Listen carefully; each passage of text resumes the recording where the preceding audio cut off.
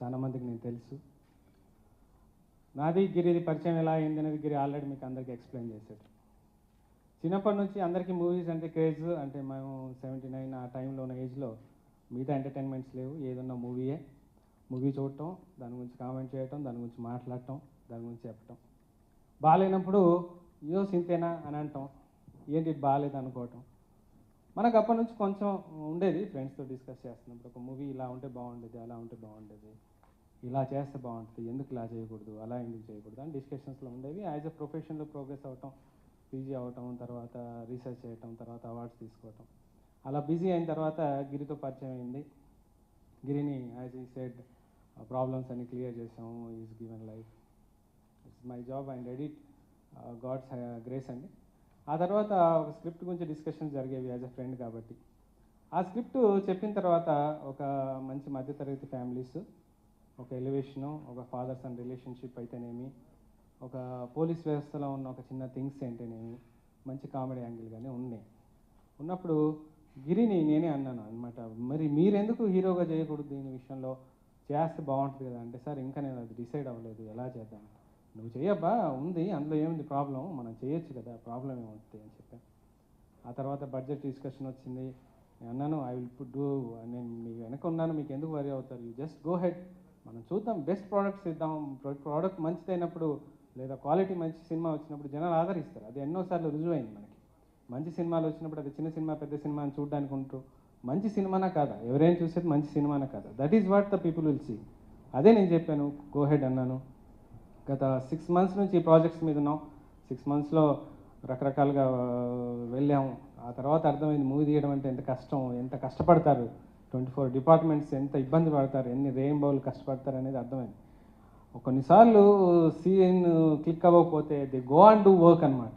Second schedule, third schedule, night 3, 4 I just wondered అనమాట. కష్టపడితే డాక్టర్సే చాలా కష్టపడతారు అనుకునేవాడిని. బట్ ఈవెన్ మూవీలో the people are doing very well. అంటే యాజ్ ఏ నేను కొత్త ప్రొఫెషన్కి మనం ఏదైనా మూవీ కొంత బాగాలేకపోయినా ఇమీడియట్ క్రిటిసైజ్ చేస్తాం, ఎందుకు ఇలా చేశారు, ఏం చేశారు. కానీ ఎంత కష్టం ఉంటుంది దాని వెనుక. ఒక మూవీ రావాలంటే ఎంత కష్టపడాలి, ఎంతమంది టీం మెంబర్స్, 150-200 మెంబర్స్ కష్టపడితే ఒక మూవీ ప్రోడక్ట్ వస్తుంది. దాన్ని 2 నిమిషాల్లో జనాలు జడ్జ్ చేసి పడేస్తారు. సో నేను అనేది ఏంటంటే it's a very good industry అండి. తెలుగు ఇండస్ట్రీ విషయంలోకి వస్తే నేను వచ్చిన తర్వాత చాలామంది చెప్పారు, ఏం డాక్టర్ గారు మీరు ఇలా వెళ్తున్నారు, ఎందుకు వెళ్తున్నారు, దోసేస్తారండి బాబు మిమ్మల్ని, అసలు మిగలనీరు, అసలు నథింగ్ అని చెప్పారు. బట్ గిరి లాంటి వ్యక్తిని నేను నమ్మి వచ్చాను యాజ్ ఈజ్ ఫ్రెండ్. వచ్చిన తర్వాత ఒకటే విషయం, మనకి మంచి వాల్యూస్, మంచి దృక్పథంతో, ఒక మంచి ప్యాషన్తో మనం వెళ్ళగలిగితే మంచి వాల్యూస్ పీపుల్ దొరుకుతారు, మంచి పీపుల్ దొరుకుతారు. మీరు ఏంటో మీరు పబ్లిక్ చెప్పగలిగారు, మీ టీం చెప్పగలిగారు, మీ టీం లీడ్ చేయగలిగారు. మీకేం కావాలి, మీ సినిమా ఇది కావాలా, ఇంకా వేరే యావిగేషన్స్ ఏమైనా ఉన్నాయా, లేదా సినిమానే తీద్దామని వచ్చారు. సినిమా తీద్దామని వచ్చినప్పుడు డెఫినెట్గా విల్ గెట్ ద బెస్ట్. మీకు సబ్జెక్ట్ చదువుతున్నప్పుడు మనకు అర్థం అవుద్ది, ఈ సబ్జెక్ట్ మనకు బాగా క్లిక్ అవుద్దా అవదా. ఆ మాత్రం సెన్స్ లేకుండా మనం చేయాలనుకుంటే కష్టం. అది అలా చేశానండి. But Telugu industry is good industry అండి.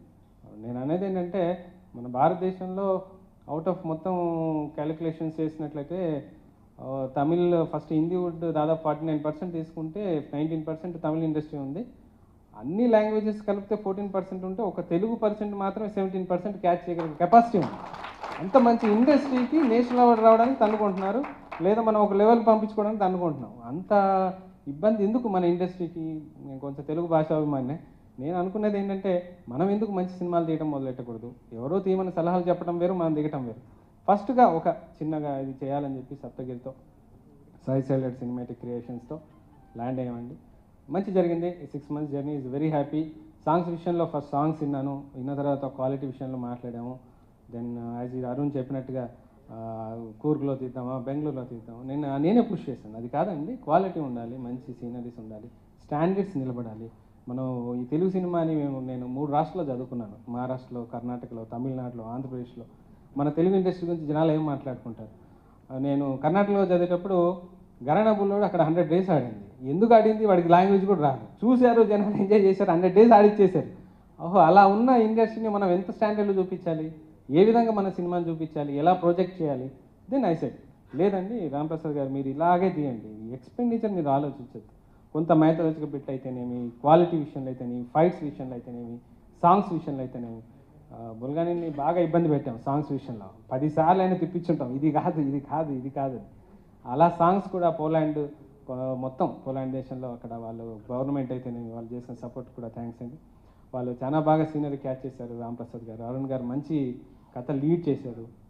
ఇంకా సప్తగి గురించి చెప్పాల్సిన అవసరం లేదు. Is born comedian and is very good energy అండి. ఆయన దగ్గర ఉంటే you will get maximum energy, positive. ఎప్పుడు చూసినా పాజిటివ్గా మాట్లాడతాడు, ఎందరిని పుష్ చేస్తాడు, టీం డల్గా ఉన్నప్పుడు పుష్ చేసుకొస్తాడు. సో చాలా బెస్ట్ సినిమాని ఇచ్చాను అనుకుంటున్నాను సార్. మీడియాకు నేను చెప్తున్నాను, you just watch the movie. It's a doctors movie. ఒక డాక్టర్ ఒక పేషెంట్ కోసం ఎంత తపన పడతాడు, ఒకటి ఎలా చేస్తారు, ఒక బెస్ట్ అవ్వాలని ప్రయత్నం చేస్తాం. అదే ప్రయత్నం నా మూవీలో చేశాను. ప్రతి యాంగిల్లో ఒక అశ్లీలతకు కానీ, ఒక డబుల్ మీనింగ్స్ కానీ, ఒక ఫ్యామిలీతో ఇబ్బంది పడే సిచ్యువేషన్ సీన్స్ కానీ ఈ మూవీలో లేవు. ఎవరు చూసినా ఫ్యామిలీతో వెళ్ళగలగాలి, ఫ్రెండ్స్తో వెళ్ళగలగాలి, హ్యాపీగా నవ్వుకొని ఒక మిడిల్ క్లాస్ ఫ్యామిలీ యొక్క సెంటిమెంట్స్ని ఇంకా మన దాంట్లో ఉన్నాయి, ఎవరు మర్చిపోలే. కొంచెం వాట్సాప్ ఫేస్బుక్ వల్ల కొంచెం దూరం అయ్యామేమో కానీ ఇంకా వాల్యూస్ ఉన్నాయని చూపించగలిగే సినిమా ఇది. దాని చుట్టూ మనల్ని కాపాడుతున్న పోలీస్ వ్యవస్థలో ఉన్న లోటుపాట్లు కానీ, వాళ్ళు పడే ఇబ్బందులు కానీ ఈ సినిమాలో నేను హైలైట్ చేశాను. బడ్జెట్ కొంచెం ఎక్కువైనా ఇబ్బంది రాలేదు, but I seen the product is good. ఎప్పుడైతే పబ్లిక్ ముందుకు వస్తుందో అప్పుడు డెఫినెట్గా దాని వాల్యూ నిలబడుతుందని అనుకుంటున్నాను. ముఖ్యంగా కొంతమంది వ్యక్తులకు నేను కృతజ్ఞత తెలుపుకోవాలి ఈ మూవీ ఎక్సలెంట్గా రావడానికి. Foremost my best friend Saptagiri is always there. ఆ తర్వాత శకలక్ శంకర్ అయితేనేమి, మన శివాజీ షిండే గారు, పోసాని కృష్ణమూర్తి గారు, సుమా గారు, అంతకంటే ముఖ్యంగా బ్యాక్గ్రౌండ్లో నిలబడి ఎప్పుడు పుష్ చేసిన శివప్రసాద్ గారు ఎంపీ గారు కానీ, మళ్ళీ రాంప్రసాద్ గారు is the best of mind and back bone అండి. లిటరల్గా చెప్పాలంటే అంత ఎక్స్పీరియన్స్ పర్సన్. ప్రతిసారి టీం ఒకవేళ డిప్రెస్ అయినా ఈజ్ ద పర్సన్ హూస్ కీడ్ అనమాట. ఆ తర్వాత బుల్గాని రాంప్రసాద్ గారు, మన అరుణ్ పవార్ గారు, మళ్ళీ బ్యాక్లో ఉండే ప్రొడక్షన్ మేనేజర్స్ బాలగోపాల్ గారు అయితేనేమి, భిక్షపతి లక్ష్మణ్ గారు, మళ్ళీ ప్రొడక్షన్ ఇన్ఛార్జ్ మన కిరణ్ గారు అయితేనేమి, సినిమాటోగ్రఫర్ భాను గారు కానీ, మళ్ళీ మనశ్రీ కాస్ట్యూమ్ డిజైనర్స్, మళ్ళీ రాజా కానీ, మళ్ళీ గోపాల్ గారు కానీ, రకరకాల చాలా మంది ఉన్నారు. Everybody is done a very good job. I hope the first look మీరు ఎంజాయ్ చేస్తుంటారు. క్వాలిటీ ఇస్తున్నాను, just see and watch and wish me the best and thank you very much.